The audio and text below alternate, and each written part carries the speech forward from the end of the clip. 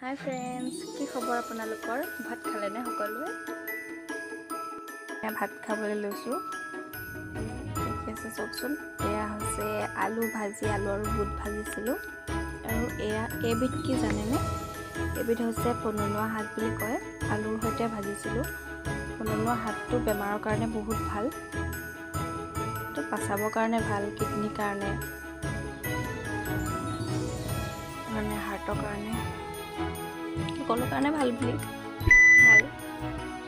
আপোনালোকে কোনে কোনে খায় বাৰু? কাৰ কাৰ ঘৰত আছে পনৌনোৱা শাক? খাই কিন্তু বিৰাটেই টেষ্টি লাগে, খাই চাবচোন। খাইছেনে বাৰু?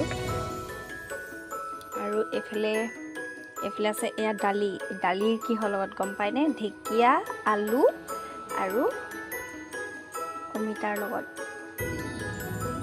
এইফালে আছে মোৰ আচাৰ, জলকীয়া, ভোট জলকীয়া।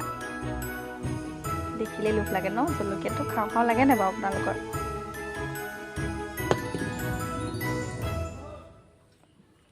ভাত মই খাবলৈ লৈছোঁ, খোৱাই নাই।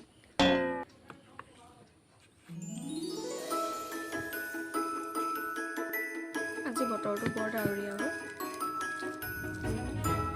দিনটো ৰাতিপুৱাৰ পৰা বৰষুণে দি আছে। সেইকাৰণে ভাত খাবলৈ আজি মনে যোৱা নাছিলে। ৰাতিপুৱা এতিয়া খাইছোঁ।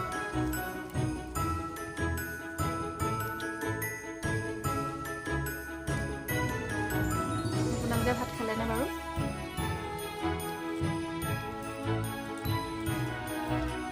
ভোট জলকীয়াটো হ'লে যে ভাতটো